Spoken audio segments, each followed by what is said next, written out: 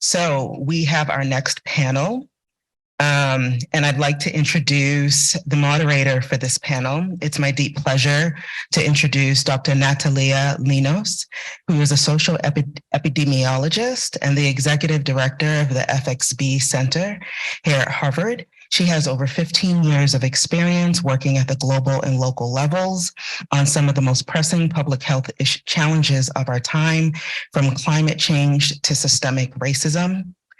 Dr. Linos will moderate the panel, The Place of Roma in the History of Racism and Health Inequities. And this panel will focus and discuss past injustices and their legacies, and aims to examine the importance of history in examining racism as a determinant of health. Thank you, and join me in welcoming her. Thank you so everyone, and thank you, Keisha, for the kind introduction. My name is Natalia Linos, as was mentioned, and it is my pleasure to be sort of the moderator of this panel. My role is simple. I will keep us to an hour 15. We are going to make up the 15 minutes that has been lost. I think we can do it. We have four fantastic panelists who I will introduce one after the other, and Dr. Bassett, who was introduced earlier this morning, is going to be the discussant. As my colleague Keisha mentioned, the purpose is to talk about history. Too often in schools of medicine and schools of public health, we look at racial injustice as if it is by chance that it has happened today, and it is happening today, as we have heard this morning. But really, this is rooted in histories and patterns of injustice, and too many of us don't know the history of the Roma people. So with that, I am delighted to be on this panel, chairing this panel. So I will introduce you not in the order that you're sitting next to me, but I think in the order you have been asked to speak. Our first panelist is Ioanida Costache. Dr. Ioanida Costache is an ethnomusicologist, also not typically found in conferences in health spaces, and a sound studies scholar specializing in Romani artist practices. She completed her PhD in ethnomusicology at Stanford University in 2021 and is a Mellon postdoctoral fellow in the Humanities at the University of Pennsylvania. Her work explores the legacies of Romani historical trauma and the feminist and decolonial critiques of the present inscribed in Romani music, sound, and art. And I have heard that you will be returning to Stanford, your alma mater, as a professor this fall, so congratulations on that. Our next speaker, I'm going to introduce all four of them just to save time. Our next speaker will be Professor Marius Turda, to my left. He's a professor of biomedicine and director of the Center for Medical Humanities at Oxford Brookes University, having previously taught at UCL and the University of Oxford. He's also responsible for the amazing exhibition that we will all be able to spend more time with after the session. He's the founding director of the Cantemir Institute at the University of Oxford and founder of the Working Group in the History of Race and Eugenics. In 2020, he established Romania's first Center for the History of Eugenics and Racism at the Institute of History in Cluj. Then, and sorry to be introducing everyone in a row, but then we will have Joanna Talewicz. Joanna Talewicz is a researcher, educator, author, and activist. For 20 years, she has been working for the benefit of the Roma community and minority rights, and in particularly focuses on the Roma Holocaust and Romani refugees. She's the co-founder and president of the Foundation Towards Dialogue, and worked as an assistant professor in Jagiellonian University and the University of Warsaw. She is a member of the Polish delegation in the International Holocaust Remembrance Alliance and winner of the Battery Foundation Olga Kurtzin-Matwin Award. I have a lot more, but I will stop there. But thank you for joining us, Professor Talewicz. And finally, we have Dalen Wakeley-Smith, who is currently at Charles Warren Center for Studies in American History, postdoctoral scholar here at Harvard. In the fall of 2023, Dalen will be joining the faculty at Washington University in St. Louis as an assistant professor of history. Dalen earned his PhD in anthropology and history from the University of Michigan, and his research focuses on the history of American Romani people in New York City from 1890 to 1960, and argues that the representation of Romani differences were integral to the relational racial formations of the United States. So we have a really diverse, really wonderful panel. What we have asked each panelist to do is to spend about 10 minutes presenting their work. We will then have Dr. Bassett try to bring it back to health. As I mentioned, this is a panel of historians, ethnomusicologists, and reconnect to what we've been discussing this morning. Dr. Bassett will also have the opportunity to ask the panelists questions, but also you will have the opportunity. So please, keep track of your questions. We want this to be as engaging as possible. And if it is a comment, that is okay too, as long as it doesn't take too long. So with that, let me invite Ioanida to take the floor. Dr. Costache. Thank you so much for the introduction, and thank you for the invitation. It's really a pleasure and an honor to be here and celebrating April 8th with everyone. So as my bio kind of already indicated, I'm not going to be talking directly about health, but what I'm going to be talking about is what I think might be useful in kind of deconstructing the epistemological maybe formations that underpin a lot of what we're talking about in terms of manifestations of health inequalities. So I've prepared written remarks that I'm just going to read. So in recent years, scholars, many sitting in this room, have begun to consider Romani experience of enslavement, genocide, and persecution against large global meta-narratives of past and present, from which Roma have previously been excluded. So prior scholarship cordoned off Romani history as the exception to global processes of history, further inscribing an alterity that feeds both the marginalization of their already scant inclusion in dominant narratives and the common misconception of Roma as these kind of modern savages unaffected by political and economic processes. And here I'm citing Trio's work from 2003. So the first point that I want to underscore is that Roma are deeply affected by and vulnerable to these global systems that directly impact their lives, be they communism, neoliberalism, or capitalism, and these global systems that have had indirect but really salient ideological impacts on the subjectification of Roma in modern history. And here I'm thinking of coloniality and its afterlives and ongoing presentness. And I'll return to that in a second. The second point I want to underline is that Roma have served as this kind of internal orient in post-Enlightenment Europe, or what post-colonial scholar Sylvia Winter calls an ontological other to this figure of man who is white and Western man. And this exclusion and persecution of Roma served not only nationalist projects, as one can imagine, but more importantly, the construction of whiteness in Europe through this reification of Roma as a racialized and marked body that served as a negative referent to this fabricated homogeneity of the body politic, or the kind of myth of whiteness in Europe. So I want to think through how a conception of Roma as less than human, as being excluded from the category of the human, cuts across all the manifestations of racism and inequality that we've made reference to today and will continue to talk about.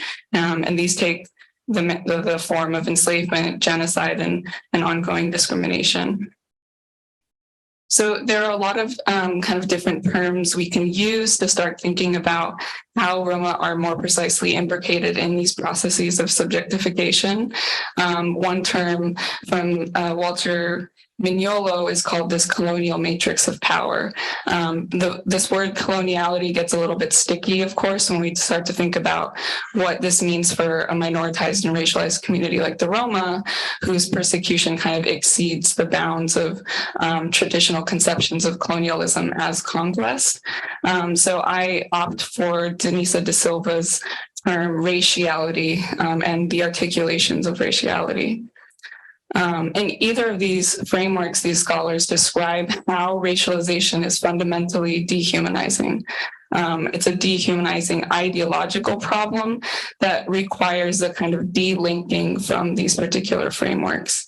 And this requires first a kind of understanding of it as an epistemological problem of conceiving as Roma as less than human, and then undoing that racial logic. So it would require, as one of the critical race theorists would say, Alexander Wakeley states, to expose how the violently tiered categorization of the human species in Western modernity carved from the swamps of slavery and colonialism the very flesh and bones of modern man with a capital M, again, referring to this kind of white and Western conception of the human.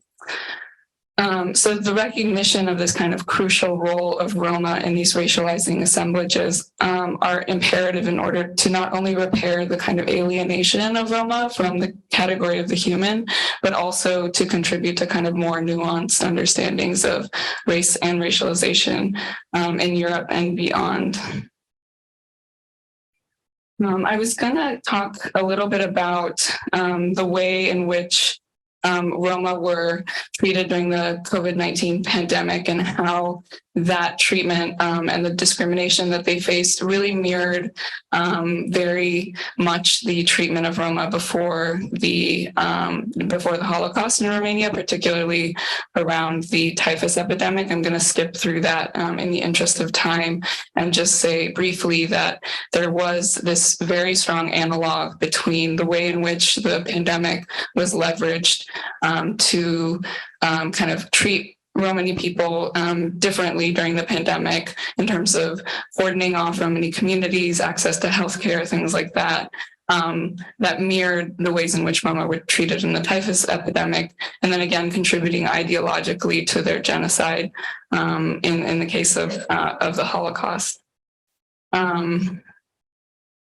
So having that in mind, I want to talk about how the attribution of trauma to the pandemic itself kind of obfuscates the failures of neoliberalism, capitalism, and global racial inequality as systemic and institutionalized, as it obscures the structures that render modes of life as perpetually unlivable for certain people.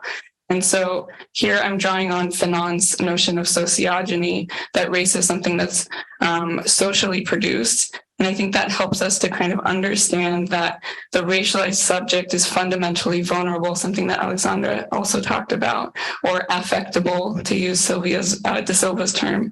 And that these regimes of racialization, like enslavement, colonialism, genocide, are trauma genetic, i.e. that these discrete traumatic events are single instantiations of racialized violence without an end and a beginning, but rather as what De Silva calls these articulations of raciality. So that racialization, cutting Roma off from the category of the human, is itself the kind of original trauma, and that enslavement and genocide, serialization, and police violence and pogroms are all these kind of articulations of raciality. So I'm just going to highlight my three main points and then I'll stop because I think I'm out of time. So I guess what my point is, or sort of where I've arrived in this thinking so far, is one, that Romani trauma, historical trauma, has had a profound impact on the present day situation of Roma. And secondly, that this kind of sociogenetic perspective on Romani historical trauma provides a framework for understanding how historical and racializing logics continue to structure Romani life, as present day disparities can be traced back to the systemic discrimination and exclusion that Romani people have faced throughout history, including things that have been mentioned, forced assimilation, and just the denial of basic human rights and violence and persecution. And and that this kind of radical disalienation, and by that I mean the re-injection or the reinsertion or the undoing of this colonial episteme, that Roma are not part of the category of the human, that is necessary in order to repair the trauma that's experienced by Roma, who are estranged from what it means to live as human beings in a global order that fails to address their plight. So I will end there and pass the floor over to Marius. Thank you so much. And we will have time for questions. So I do hope you will get to speak a little bit about the typhus epidemic and the links to COVID-19. And yes, Professor Turda, over to you. Right. Thank you very much indeed for inviting me to the conference. It's a real pleasure.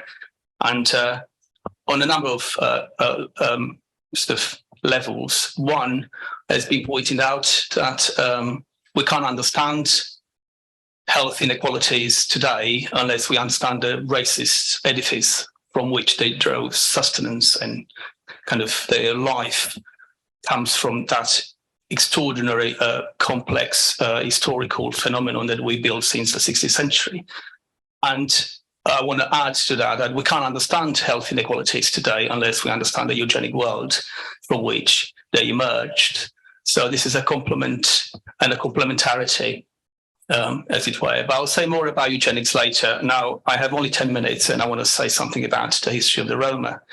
And I'm happy that as a historian, I can say a few words, because I think whilst theorizing and debating is extremely important, ultimately, regrettably, there's still very important episodes in the history of Roma people, and the way racism and xenophobia and discrimination in Europe in particular has been built around the Roma that people don't know. They don't know exactly what happened 70 years ago or 60 years ago or 20 years ago. And that's unacceptable. So history matters. We have to take that seriously and educate. And for that to happen, we need to go back and tell the story. And I have 10 minutes to share with you some of my historical comments. Of 1942, by the end of September 1942, according to official Romanian documents, 26,606 nomadic and sedentary Roma were deported to Transnistria. Now, this decision in eastern part of what was then Romania, the Greater Romania. Now, this decision, I argue, was both preventive and eugenic in the sense of aiming to protect the racial sort of equality of the Romanian people. But it was also designed as a social measure. In other words, it was dictated by a very tumultuous moment in Romanian history, which determined political and social and economic and territorial changes. Those of you who are not familiar with the history of Romania, very simply, I would say that this was Greater Romania broke down in the lost territories. So it was a moment of profound crisis for Romania. And so you have this combination of factors working together to really create a very fertile moment from which, of course, a lot of ideas, eugenic, racist, and anti-Roma and anti-Jewish were built into creating the moment for deportation. But we're still wondering, how could such a tragedy happen? And for that to answer that question, we need to go back to the interwar period, and we need to go back to how the eugenic movement became so popular. And the eugenic movement everywhere, basically in Europe, saw the Roma people as eugenics, as it was called at the time, of little or no value to society. They assumed low intelligence, combined with unhygienic and promiscuous living, was often cited as scientific arguments in the press, but also in the popular media. So you would have articles everywhere published about how backward and primitive these people were. Equally important, and in connection to what we've been discussing so far, public health measures introduced at the time always emphasize this aspect about the quarantine or the evacuation of Romani people from the cities.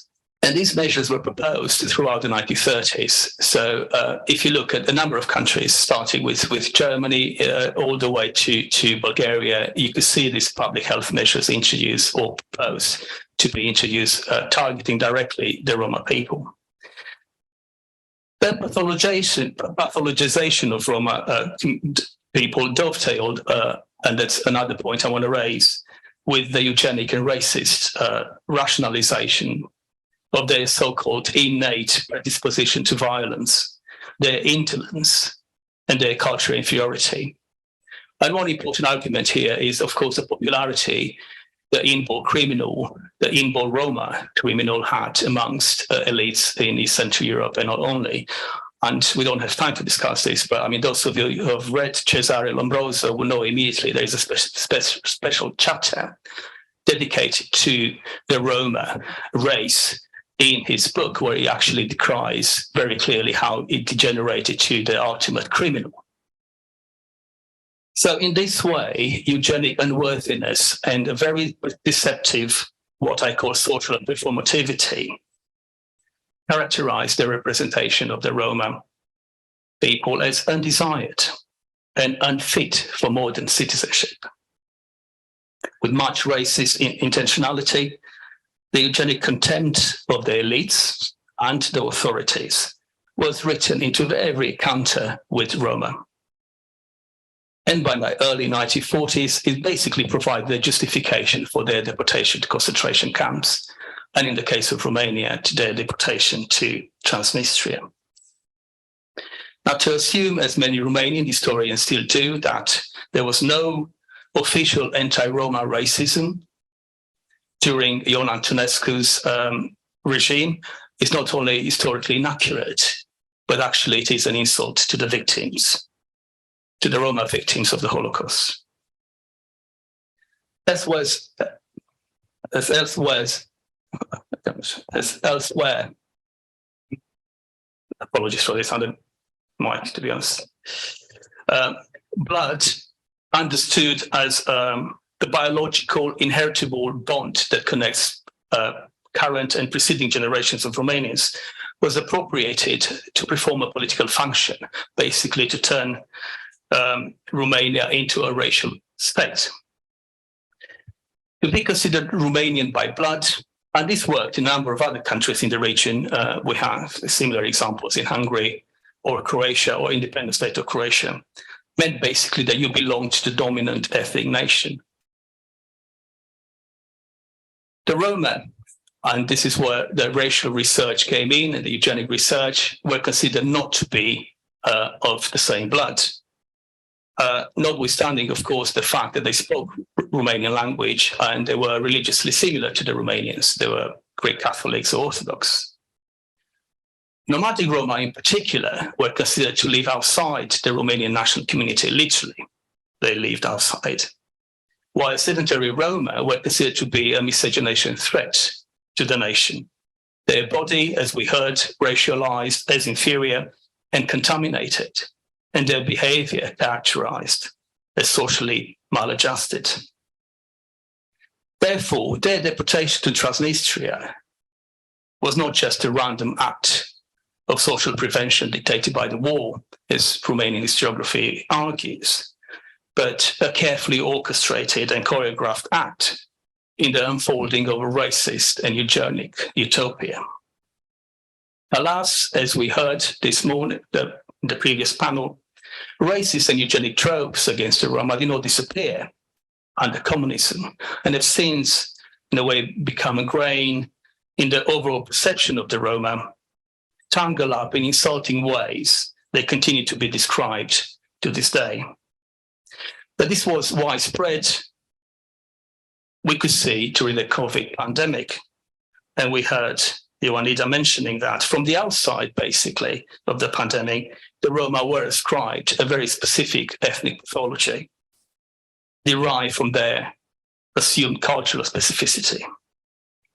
Public health policies introduced in countries in East Central Europe during the pandemic were invested, and I agree with what Ioanida was saying, with the biopolitical power, whose declared purpose was, once again, to protect the dominant nation from its internal dysgenic and unhealthy elements. Regrettably, the idea that the Roma people do not quite belong to their nation remains woven into the fabric of everyday life in Romania. And we need to start walking a different path, as we heard from David today. We need to tell a different story, a story that comes not only from the knowledge of history, but more importantly, from assuming that history and from teaching it to younger generations of Romanians. We cannot have a collective reckoning if younger generations don't know any of these episodes from the history of anti-Roma racism and eugenics. They are unaware, it's not taught in schools, and it's not made available to the majority so that they can understand and fight from within as well as from outside the dual power of racism and eugenics. Thank you.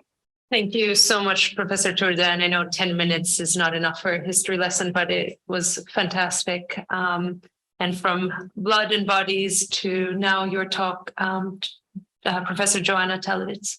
First of all, I would like to thank you for having me here. It's a really great pleasure to be here today together with all of you.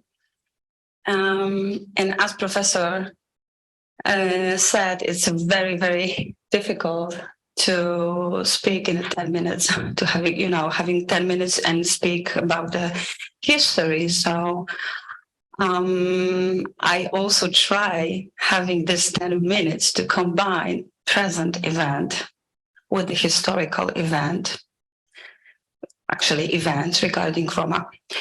During my presentation, I'm going to focus on the situation of Romani people after the Second World War and after the war in Balkans. And then I'm going to speak about the present situation of Romani people in Italy, also Roma people who are refugees, who have a refugee status. And then I would like to share my own experiences regarding Roma refugees from Ukraine who have lived in Poland right now. Let me start with the words actually Marco Pecak, who wrote in his article for Eurozine that Roma communities never got a break. In the article, actually referring the past, in this article, the author underlines that the minority has experienced violence, assimilation, segregation, sterilization, genocide, forced evictions, pogroms, almost since the very beginning of their presence on old continent. Time has passed and the context has changed. However, a similar pattern of mistreatment of Roma continues. The experiences of Roma were and still are ignored by most historians, by also decision makers, and excluded from the mainstream discourses. One of many examples of exclusion and discrimination is the fact that the crimes against Roma people were not tried in Nuremberg, and their history omitted in the Holocaust narrative that began developing after the war and is still being omitted by some historians. For decades, Roma victims were not recognized as victims. It took 40 years for the issue of extermination of Roma to appear in a Holocaust discourse. The social amnesia and silence had and still has an impact on the Roma community. The lack of recognition of the Roma as equal members of society and their dehumanization continued throughout the 20th century and still continues until today. During the 1999 war in the Balkans, Kosovo's Roma became victims of both the Yugoslav and Serbian authorities and the ethnic Albanian-led Kosovo Liberation Army.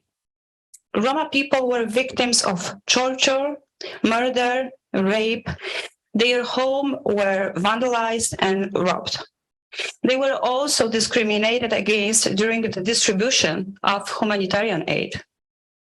After the war, due to their stateless status and labeling as nomads, the Roma has difficulties once again being recognized as a victim, actually as a victims, and gaining refugee status. As Nando Sigona wrote in his article titled "How Can a Nomad Be a Refugee?" After the Balkan War, the Roma were treated as second-class refugees among the Kosovo Albanians and pushed back to Kosovo by Serb authorities when they were fleeing towards Serbia in order to escape the rage of the returning Albanians. They were forced to choose a side in the conflict where was no Roma side. Sigona mentions a 1999 talk show in which Kosovo Army General was questioned about the nature of the new wave of migration from Kosovo.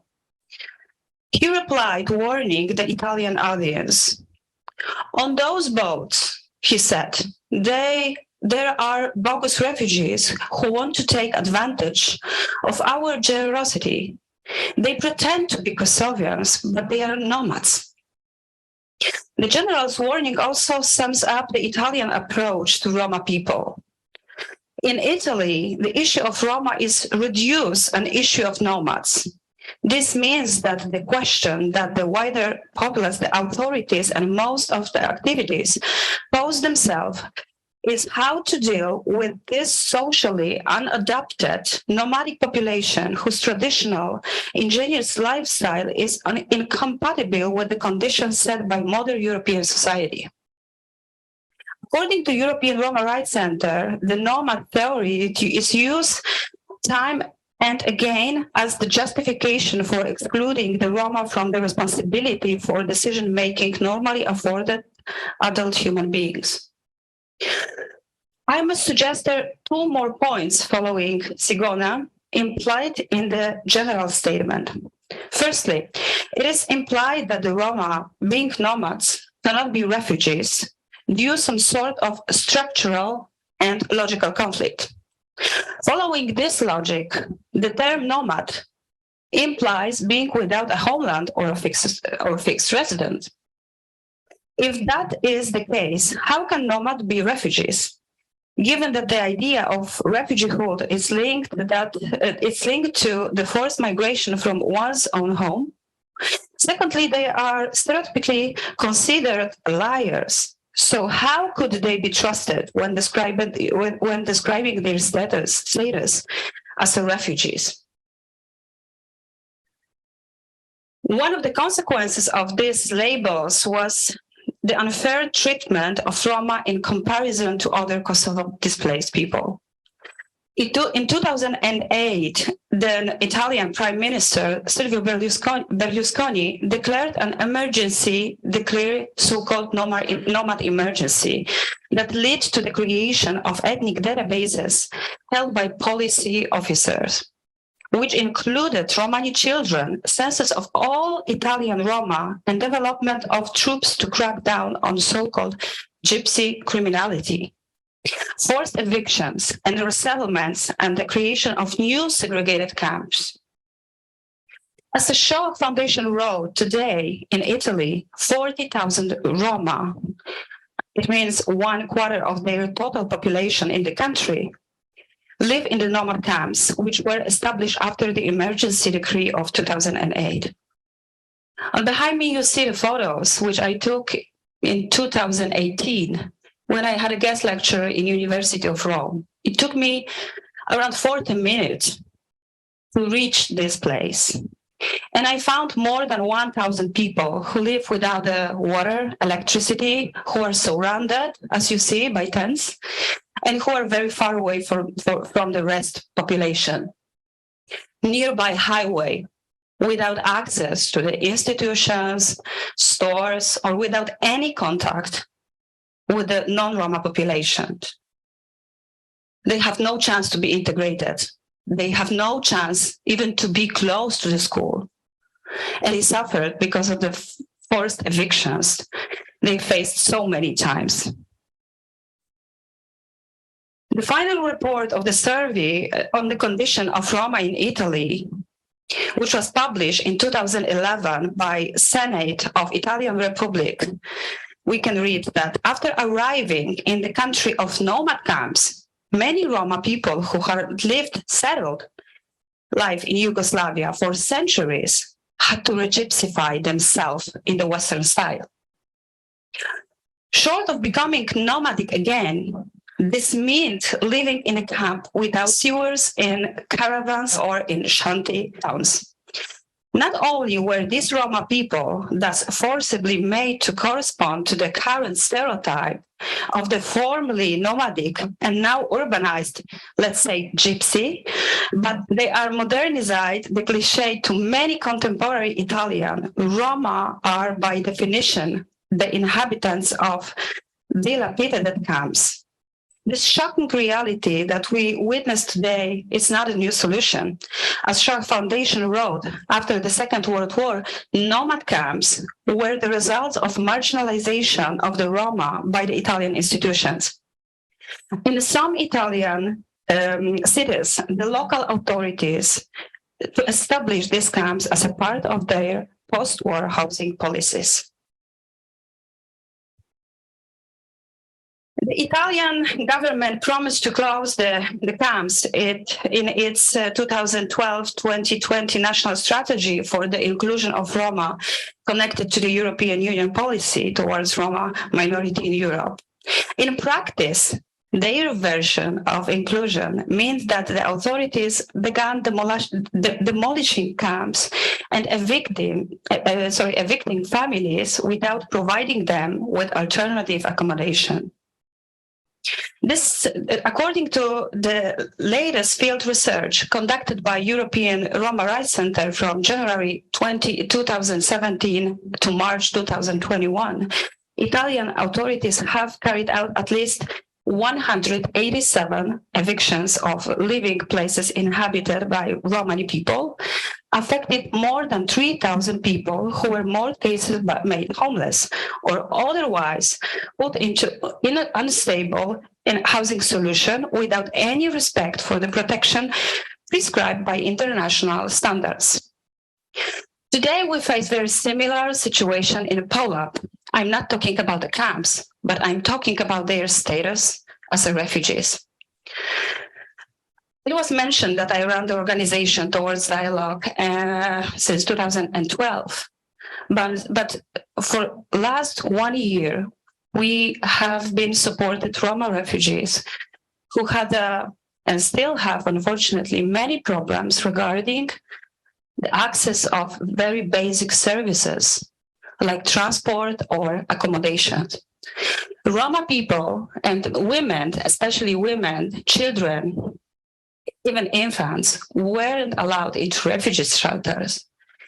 They were accused being cheaters or criminals who pretend being refugees. There is no solution towards Roma. There is no solution towards Roma refugees who are the same victim of the same war. I was, and I'm finishing, I promise, and I'm sorry to be run out of the time, but I have to share with you some story. I was invited to Prime Minister's office a few weeks ago to discuss about the Roma refugees in the solution, in the context of the solution.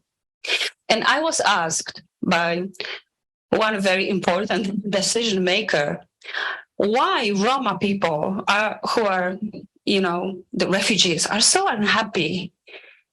There is no, difference where they live, in Ukraine or in Poland, because they are nomads. So maybe it would be a good idea to create a separated place outside of the city. I live in Warsaw, to have them a bit separated and they can live how they want to live. I have so many things to share, but I know that we don't have too much time, but thank you so much for your attention. And I have to tell you that we are really, really, really worried what will happen when international organizations who support Roma organizations, who support us, disappear from Poland. We don't know what will happen with the people. We don't know what will happen with thousands of Roma who have lived in Poland. Thank you so much. Thank you so much, Professor Talewicz, and for bringing it to the present, to the Ukrainian war, and to this, and your stories of Italy. I didn't introduce myself as having grown up in Greece. I am Greek. It sounds very much like how the Greek government also treats the Roma people. And so moving from Europe to the United States with Dalen Wakeley-Smith, thank you so much for your talk. All right. Thank you for having me here. It's wonderful to see everyone and meet together again for the first time in a long time. My name is Dalen Wakeley-Smith. I'm a historian of race and ethnicity here in the United States. Today, really, I'm just going to share a brief presentation. I'm going to try to keep it brief about American Romani people in the first half of the 20th century here in the United States. Specifically, I want to talk about several times where public health discourses were used as justifications for the exclusion, increased policing, and housing destruction under the guise of things like urban renewal in New York City, and specifically around the 1930s and 1940s. And so by doing that, I'm going to start by just discussing very briefly the history of Roma people in the United States in the 20th century, and then focus on these two main case studies. And we're going to jump in time a little bit, like a non-proper historian. We're going to jump into a non-chronological form, but that's what we do. So I'm going to skip sort of the background of sort of the long history of Romani people in the United States, because just to avoid sort of going through centuries of history, know that like many other people, Roma from all across Europe and other places have made their way to the United States over the course of many centuries, right? You had Western Roma that came a little bit earlier, you had Eastern Roma that came a little bit later usually. But really the peak of mass immigration in the United States, really in the late 1890s, all the way up to about the First World War, is again coinciding with a lot of Roma migrations to the United States from Eastern Europe and Russia and further. And let me see, I do have a slide. So there we go, we got some pictures. So briefly, I just want to discuss sort of that part of it. So we're going to move beyond that and really talk about sort of the immigration is this first sort of case study, because I want to think about how sort of the legal measures and the discourses around these things kind of get wrapped up together, and really public health and public concern about who the proper American is during certain pivotal moments really reflect sort of this ongoing concern about Roma as this unknown sort of category. So we don't need to talk about that. Let's go. So first, I'm going to start with this. So beginning in 1891, the federal government began to regulate immigration, which seems really late, right? For most Americans, you probably think earlier, but no. Federal government first started regulating immigration in 1891, which really had been under the jurisdiction of various states before that. So it was sort of like a state effort. In 1892, when Ellis Island opened, the superintendent of immigration actually reported to the Treasury Department because of a concern about money, right? The money that was coming into the country from immigrants. And before that, immigrants were counted as sort of cargo, essentially. So they were used as sort of a monetary basis. So when they reported to the Treasury Department, that was sort of the main concerns. It was really haphazard sort of ways of thinking about how do we have people coming to the country. And it changed slightly over time. By 1903, the Immigration Act in 1903 basically included excluding individuals based upon many different categories. Before, there were a few different things that would sort of get you excluded or slated for deportation if you tried to come. Really, after 1903, it became much broader. And the immigration officials had a lot more leeway into saying, okay, well, how do we gauge this? How do we look at this? How do we think about these things, right?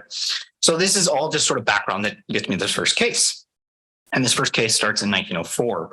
Ellis Island official Augustus Sherman started taking photographs of these newly sort of minted arrived immigrants at Ellis Island. And among these, you see actually some of the first photographs of Roma people in the United States. And you can see one of them here. This one is simply titled Serbian Gypsies.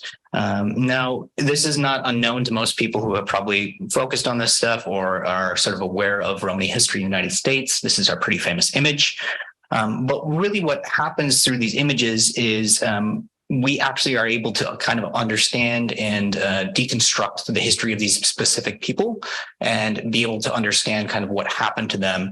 And that sort of works as a framework for how officials at Ellis Island started seeing more and more Roma over time.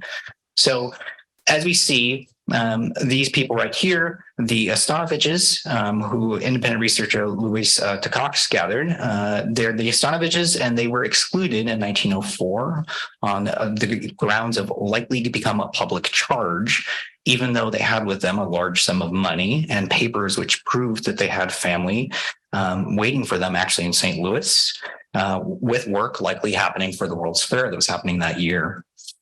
After many weeks of detainment and 2 appeals to the Board of Special Inquiry, and this was all internal, I should say, there is no judicial overview over the immigration system at this point. So this is all just internalized.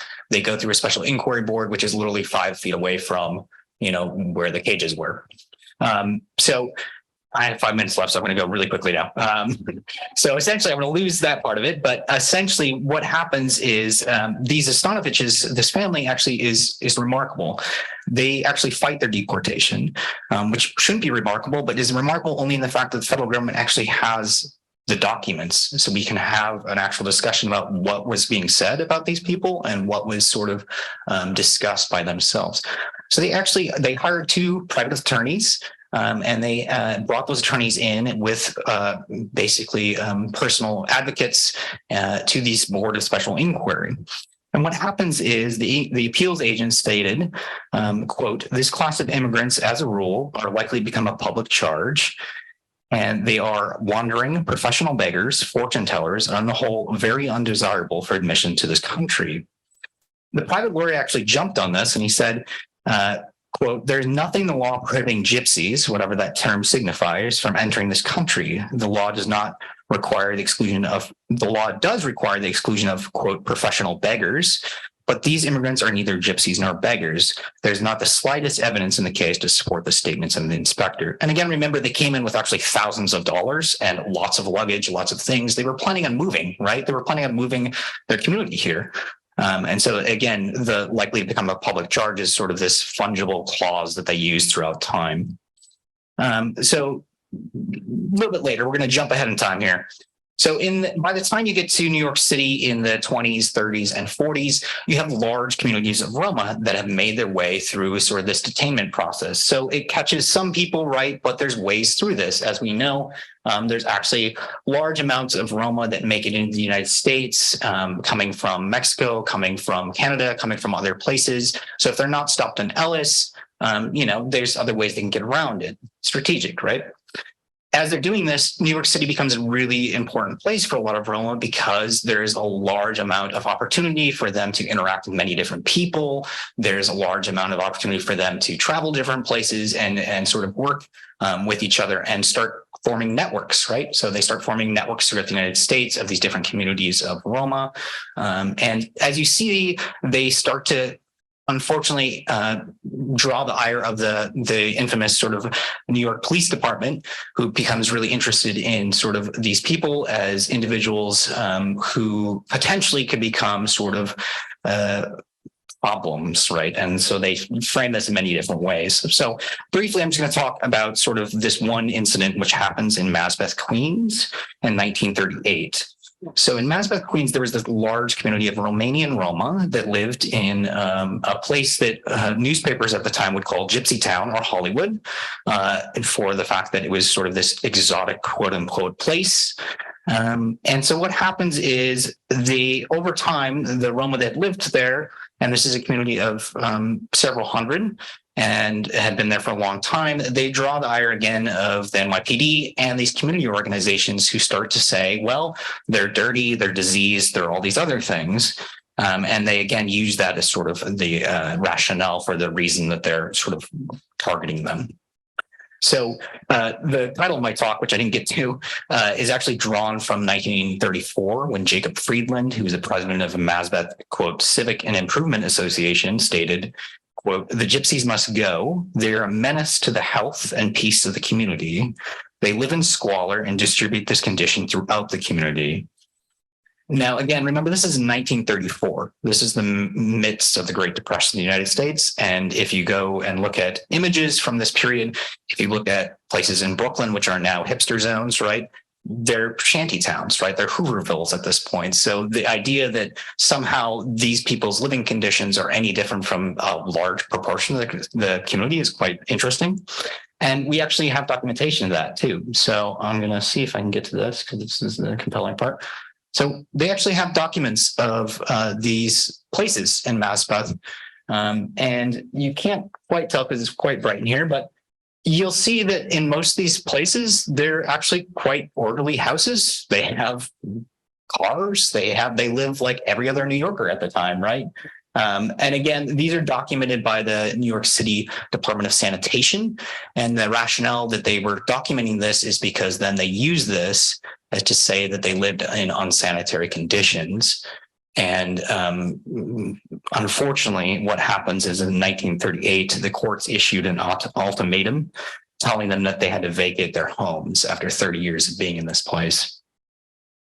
Unfortunately, again, the images are all we really have of this, because even after one of the buildings, which is, you can't really see in this, but sort of the larger building up there, did pass inspection and actually probably would have stayed the court order, that was conveniently set ablaze in early October. So that was burned down. And then after that, the court decided to basically call on the police and sort of vacate the whole area. And the Roma that did live there, the Romanian Roma community that lived there, unfortunately was forced to sort of disperse in many other areas. And again, in the interest of time, because my time is up, I will just end it sort of on that note.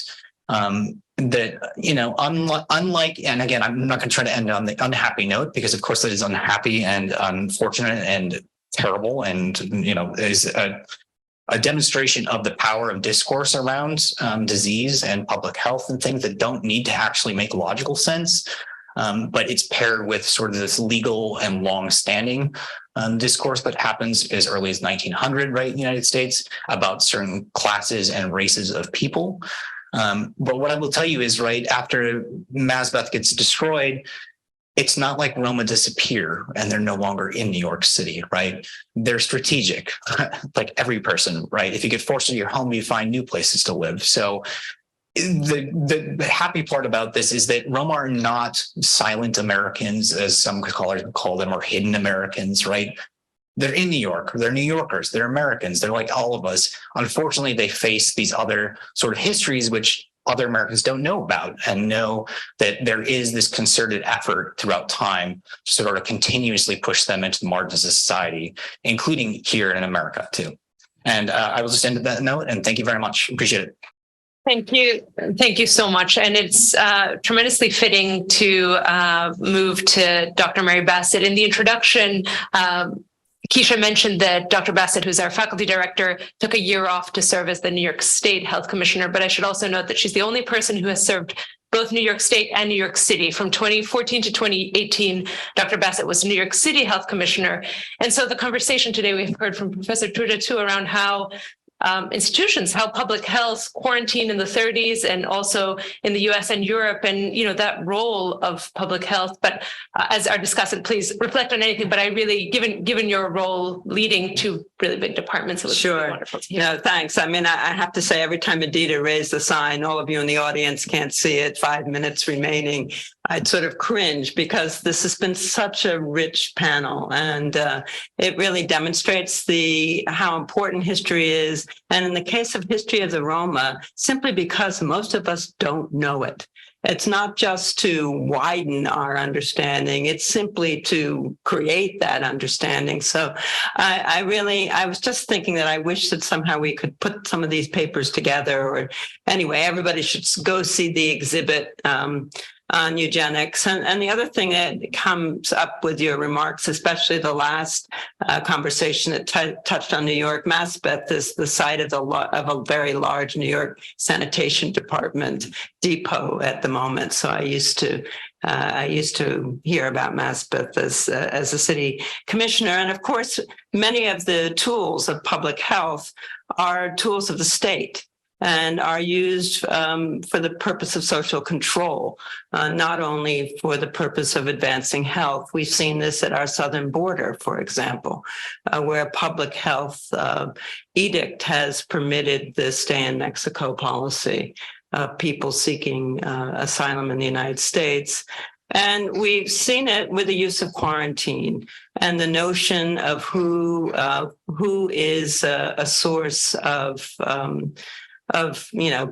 contagion. We had that happen in the U.S., not so much to urban populations, but to the indigenous population that had their roads to the reservations blocked off, much as we've heard, and I guess if we get to it, happened to Roma communities where people were forcibly isolated because they were viewed as a source of COVID. A couple of points that I want to make, and my questions, I think, will turn on ideas that I have about solutions. And I'd love to hear from the point of view of historians whether you think any of these make sense. One is that health data are a really important way to document the damage, to talk about the price that's being paid. And the simplest data will do mortality rates, life expectancy. I don't know if all of you are aware of this, but in the United States, on average, a year of life expectancy was lost during COVID, but that wasn't distributed evenly in the population. African Americans and Latino populations lost about 3 years. The white population lost less than a year, and the indigenous population, as we saw from the slides of Professor Williams, had paid the highest price. That population now has an estimated life expectancy of 65 years, which is the same as Haiti's life expectancy, the poorest nation in the Western Hemisphere. And our part of the hemisphere. And I have no reason to think that we haven't seen a similar price paid by the Roma population.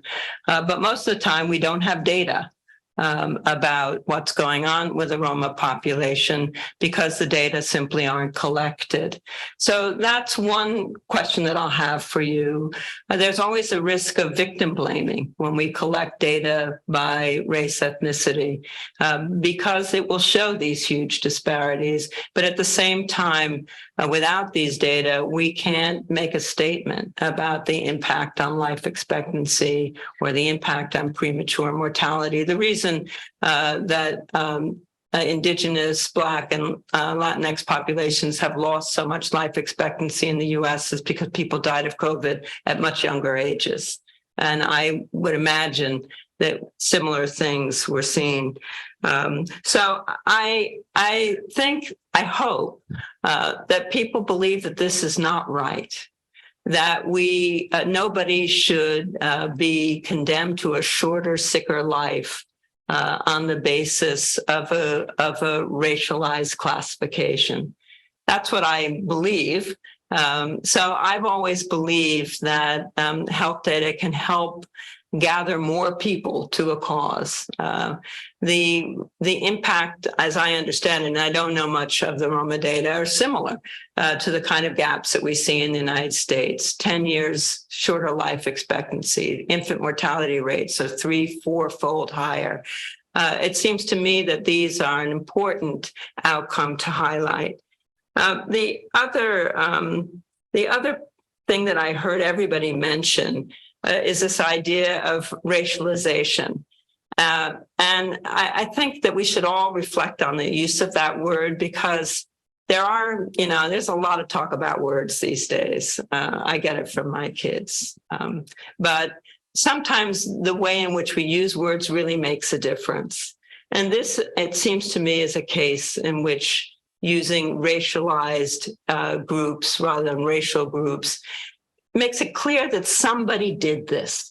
It wasn't a natural phenomenon to discover these groups. And the historians will tell us that the ways in which these groups were defined have evolved over time. The US used to just talk about Mexicans and didn't even mention other Latin groups. The Asian population was limited to the Chinese, who were actually the subject of the very first exclusion on the basis of nationalization. So these are not fixed categories. They've evolved, and the reason they've evolved is because they're social in origin and they reflect an ideological outlook. So I'm really in favor of using that frame because it helps us understand that these group differences that we see by racialized groups are ones that should not exist. I mean, none of us can claim an equal chance of a similarly long life. There is a distribution across populations of life expectancy. But when we see these huge variations by group, then we have to say to ourselves that these are the result of social forces and not biological ones. You've seen, we had a very rapid conversation about eugenics. There's a great exhibit out there for everybody to see. But in this, like other things, like the use of public health laws for punitive purpose for social control, public health has a case to answer. Many famous professors at this university were leading eugenicists. So there's much that public health has to answer for, but I think we have a lot to offer as well in terms of offering a vision in which everybody should have the same right to the best health that they can achieve. So my questions were really around first, the idea of race-conscious interventions. I think, I don't know whether any of the people in the room still, but David Williams talked about the trouble that these Brigham doctors got into for saying we should flag that this person is Black so that somebody will pay attention to making sure that they get the best possible care for their congestive heart failure. When I was the New York State commissioner, when we were thinking we had to ration Paxlovid treatment for COVID infection, I put race in the guidelines, and we were sued in all three of the court jurisdictions in New York State for saying that we wanted to give preference to Black people instead of treating everybody the same. So that, what do we think about race-conscious policies that say you have to acknowledge that people face unfair odds and therefore deserve attention paid to their racial classification? The other thing is, whether we need to talk about how structural differences, structural drivers require structural solutions. Teaching doctors to be, less racist is a good idea, but it's not a structural solution. It doesn't address the fact that everything about people's lives may make them unhealthy, or the fact that the institutions which are available to them simply may be not as well resourced as institutions that are available to wealthier communities. And so all of this raises the question of the need for reparations and whether that should become, and we at FXB are beginning to explore the idea that reparations would have a salutary effect on the health gap, that if we could better address in the US the racial wealth gap, we would, but there are many, we have other instances in which people have been harmed in ways that are historical and time is up.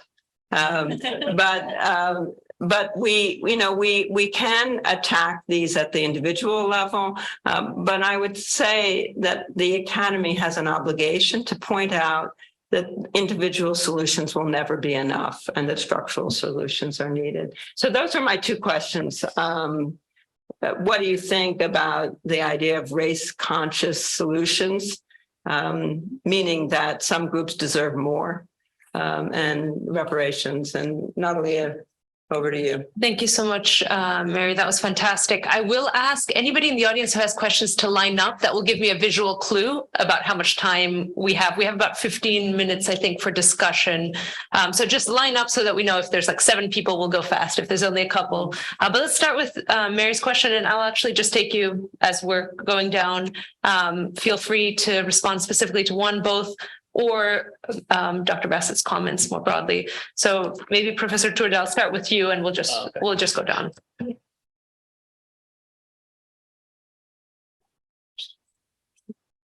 Very important part of warmth you open, Mary, here, really, because obviously it works very differently in Europe, and it works very differently in countries such as Romania or Hungary or Croatia or Greece or Bulgaria, which doesn't take race as a category. So from the very beginning, we have an issue how we can play these conceptually and structurally, because obviously a lot of unassumed and undeclared racism works because officials, public health officials, medical personnel would refuse to consider the ethnicity of the person, yet perpetuate racism towards that particular person. So if a Roma woman comes, they will say, well, she's Greek or she's Romanian, whilst at the same time discriminate against her, knowing clearly that she's of Roma origin. So that conceptually makes it difficult to collect the data on the one hand. On the other hand, it makes it difficult to hermeneutically interpret the data, because it all depends on the person collecting the data, which criteria to use. Was it simply epidemic racism? I see someone dressed in a particular fashion and I consider her Roma, whilst she may not. Would people self-identify as Roma? So that's the other thing, and Ioanida will complement my answer with that. Obviously, you have people self-declaring themselves, but if you look at historically, when the Roma was considered a category in official censuses across Europe and in Eastern Europe, it's only in the 1930s when officials pushed for the Roma to declare themselves Roma, so then they can re-ethnicize them and racially portray them as a different group. Before that, they wouldn't declare themselves Roma, although, of course, they assume a Roma identity.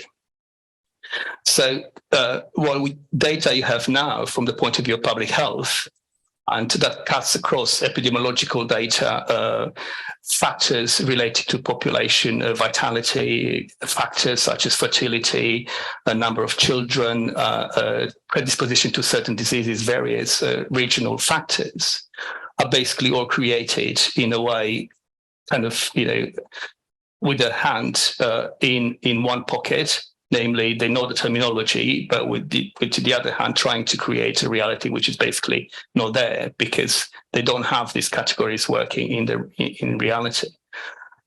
So that's a serious problem.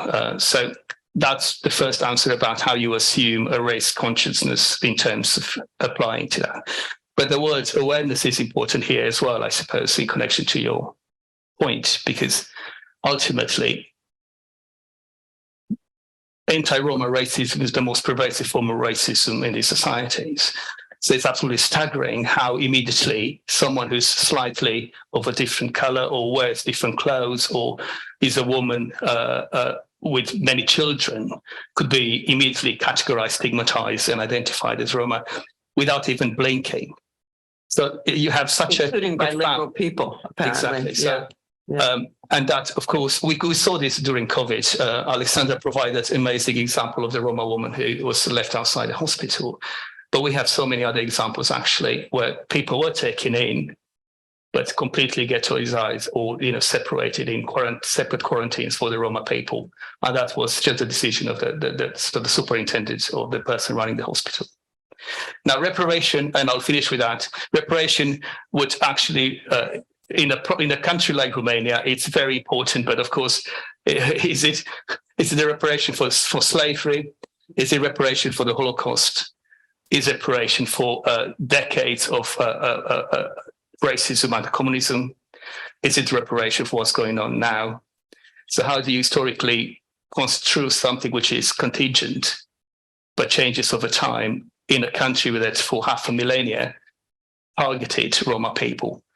And they were basically subjected to so many different policies. Thank you so much, Professor Turda. And I'm delighted that we have 6 people lined up to speak, to ask questions. So I'm going to ask everyone to be as brief as we can. Then we'll take all the questions at the same time. I know that's going to be hard. We're going to take notes, and then I'll ask everybody to conclude by picking one that sounds the one you want to respond. We won't be all able to respond. Dr. Bassett, you should stay with us. I will ask. Okay. I'll just very, very quickly say one thing. I just want to emphasize about this question of data, that I think data is really powerful. And I think in addition to data, we need context. And so I just want to, again, echo something that Marius is talking about the kind of the one thing that's very particular about Romani racism is just how deeply seated and how acceptable it is in Europe. And so in that context, like data is not as powerful as it is in, say, the US, because I think you put up a slide and you have the same information. It doesn't mean or signify the same thing to people. It doesn't foster the empathy that Dr. Williams was talking about. And so I think we need different strategies to make that kind of social change, because data alone is not going to have the kind of power that we wanted to have. So that was just one kind of compliment to what Marius is saying.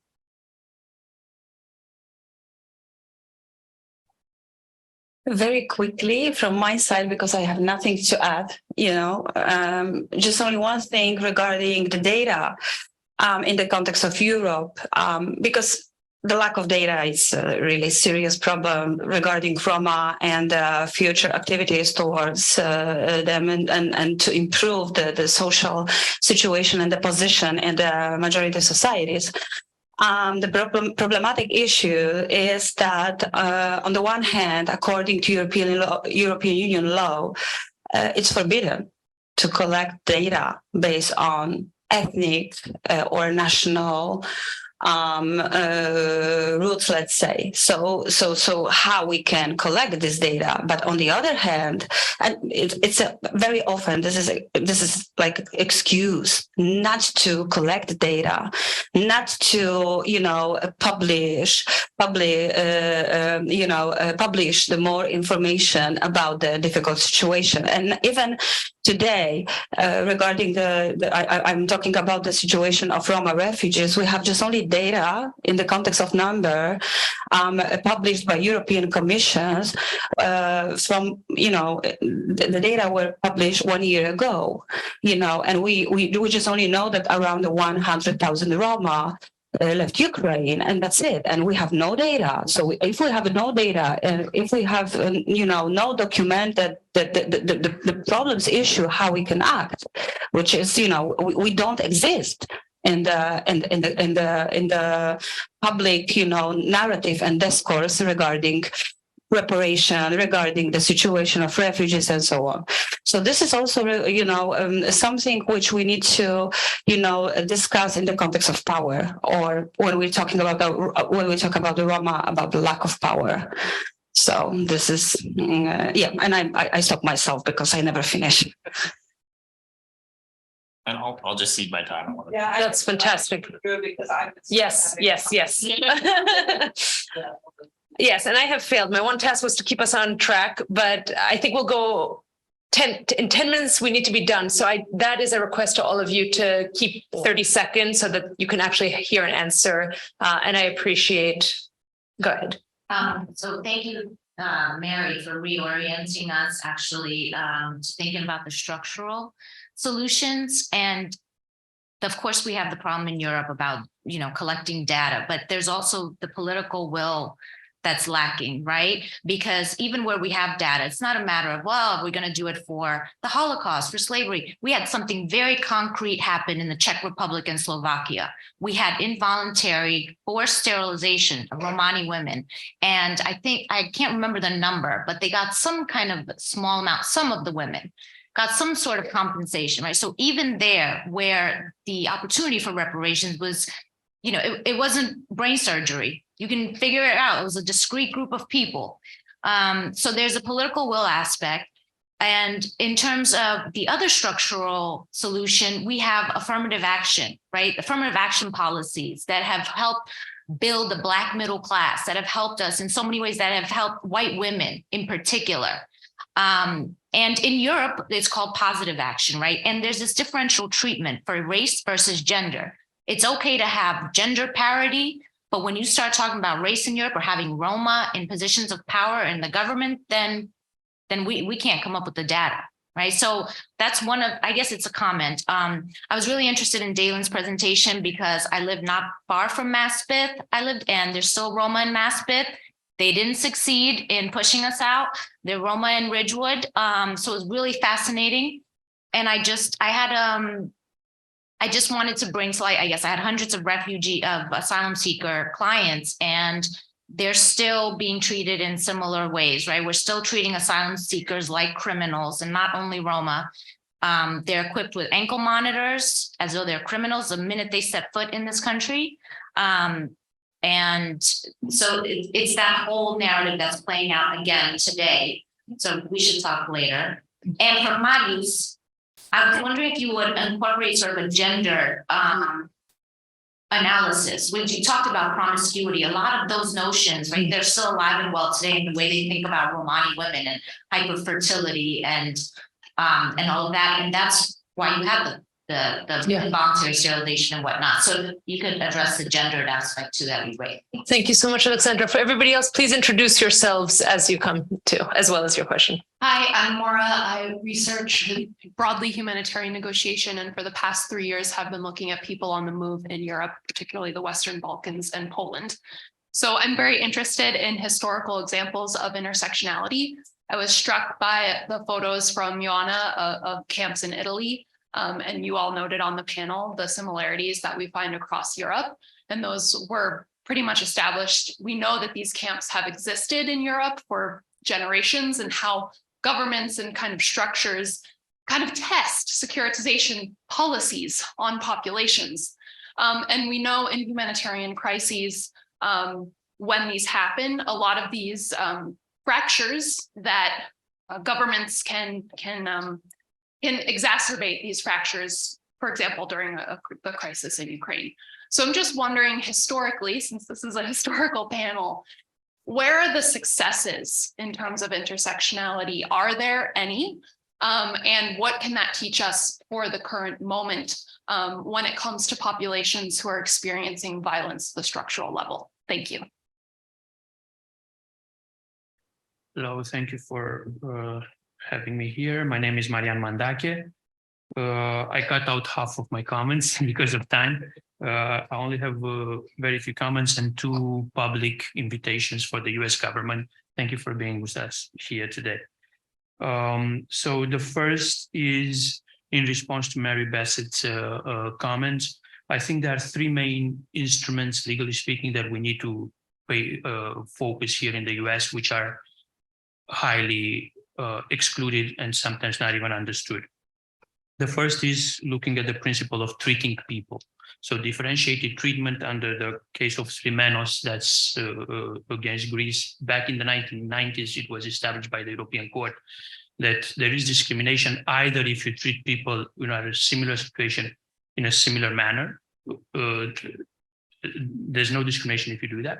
But again, you need to treat people who are in different situations in different manners. This second prong is overlooked by some people in the US, sometimes not innocently. But that's one of the strong instruments there. And that goes all the way to the Bible, because that's a good reason. That's a good argument to invoke. The second one would be indirect discrimination, the effects of a situation which is apparently neutral. but that are disparate in their effects towards certain people. And the last one is affirmative action. And affirmative action is legal in this country here because the US is party to the ICER. And that creates an international obligation, which the Supreme Court might revoke, thus making violating US international commitments, but also making it impossible, in my opinion, for the US to remain part of that convention. So when those decisions against Harvard and the other universities come back, the US, the Senate needs to either amend or withdraw their participation by cert because it's unlawful pursuant to the Constitution if that will happen. So that's a major problem. The two invitations that I have for the US government publicly here are, the first one is that we have a report made by the Harvard University here with relation to Kosovo and the Roma people there, hundreds of them being placed in very dangerous lead contaminated situation by the United Nations. And that is recognized not just by Harvard, but also by the United Nations themselves. So they said they were guilty. The problem is that none of the governments, including the US, also Germany, France, and others, want to actually pay for their damage for what they did.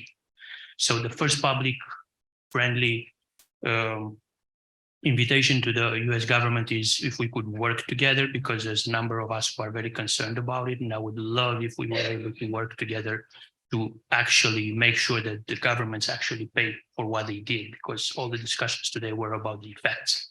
Well, now we have here something that we can actually fix. The last one is the lack of data. That's true also in here in the US. Whenever you would have to put in an answer as a Roma, you have a problem because you don't fall under any of those categories. So the second thing is if we could look into that in the future to make sure that Roma are also included in the census here in the US. I will leave you with one thought.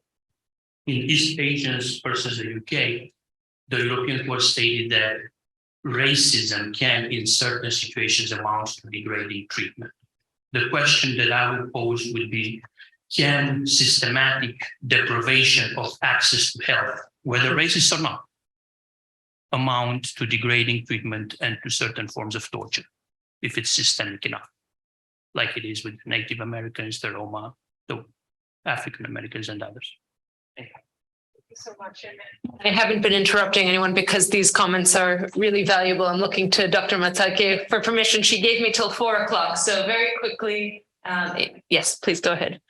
And I do want to say that we do have a reception from 6 p.m. to 7. So I think a lot of these questions and comments is help for you to find each other also, because I know you won't be able to respond in time. Hi, Amy Takanami. I work at the FXB Center doing racial justice policy and community engagement work. And as a community organizer, I believe wherever there is struggle, there's also resistance. So I'm curious, as historians, I would love to hear any histories of Roma resistance. And Dr. Wakeley-Smith, you touched on one small example in your talk. I'm curious if there are other examples that folks could touch on. And specifically, you all touched on how public health was wielded as a tool for oppression. Are there examples within history where public health was wielded as a tool for our collective liberation? And if there are no examples, what do you see as the possibilities and benefits, in particular, of the health lens and perspective? Thank you. Hi. I'm Rowena. I'm just a Roma woman and also an author. And just a little bit of the context for my question. I come from a community of Roma people. We're called the Silversmith. And I've seen a lot of this injustice that you guys are talking about here today playing out in for my community.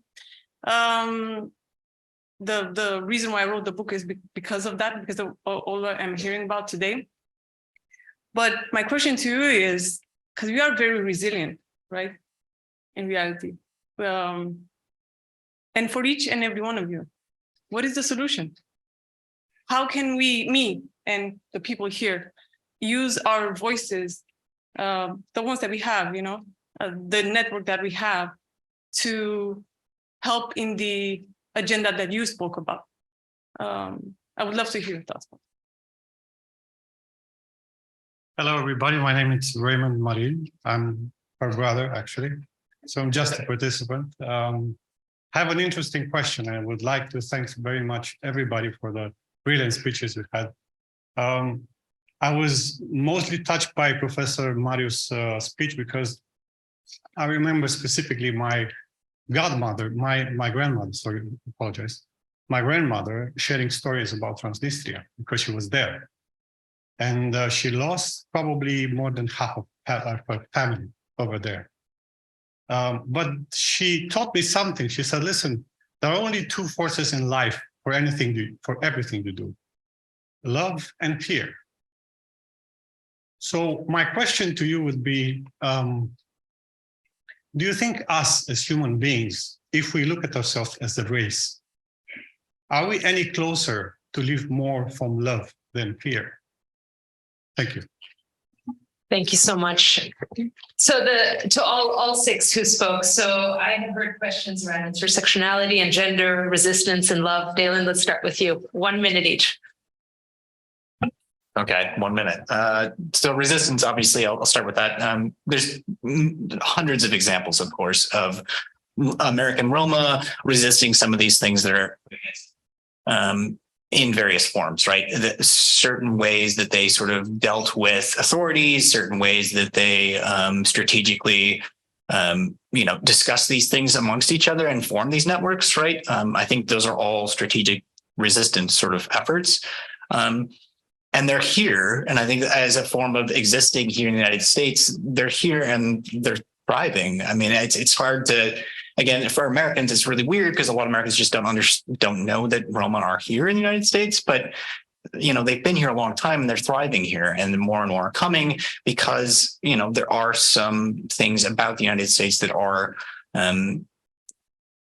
better off in terms of the anti-Roma sort of discrimination than in other places in Europe. So I would just say in terms of resistance, that's what I would say about that. There's of course examples of it. There's hundreds of them. More and more need to be talked about. Unfortunately, there just hasn't been a lot of people talking about that. So again, hopefully this is an invitation to share those stories.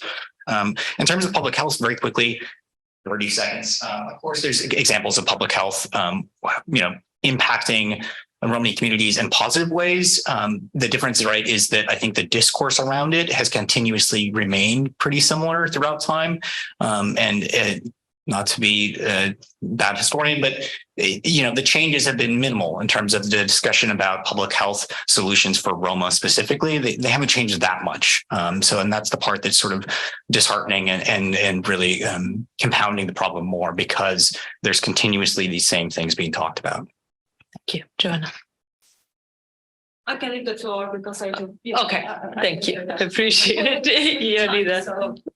I'll just really briefly just kind of address some of the questions by saying, again, just underlining this idea that we've seen kind of come through and surface today of this ongoing nature of Romani racism.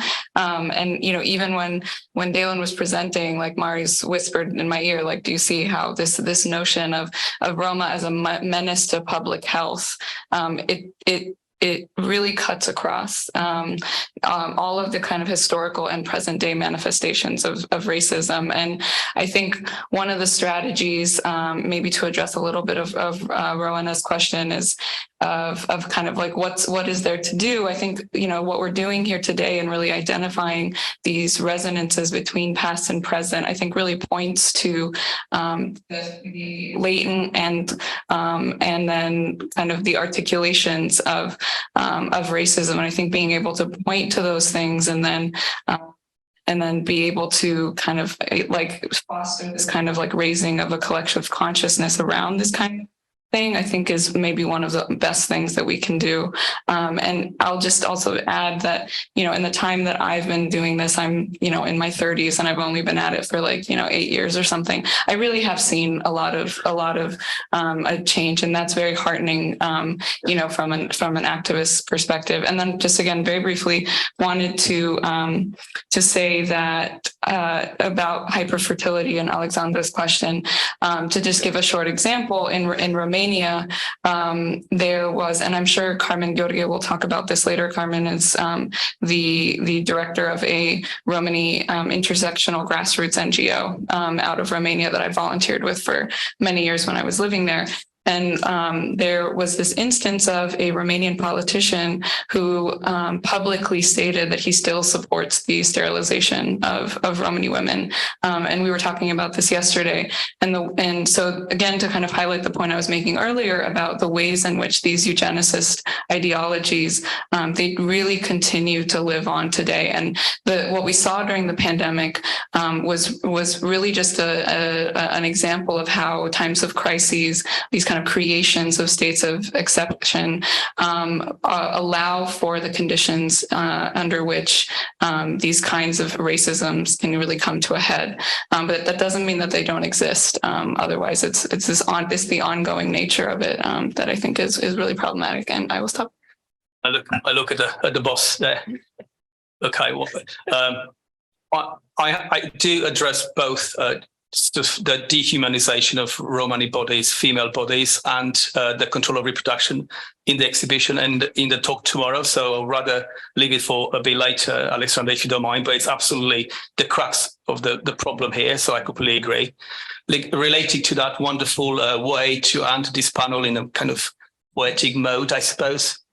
Well, I'm in a way a hopelessly romantic person, so I reckon I would say that perhaps people should stop fearing the Roma and start loving them. But ultimately, as you know, you can't force someone to love you. You need to open the door to your heart, to your soul, to allow someone to know you and to love you for what you have. Qualities and defects. As any human being. And if that happens, I suppose that moment would come when it would not be about fear; it would be about love. Thank you all.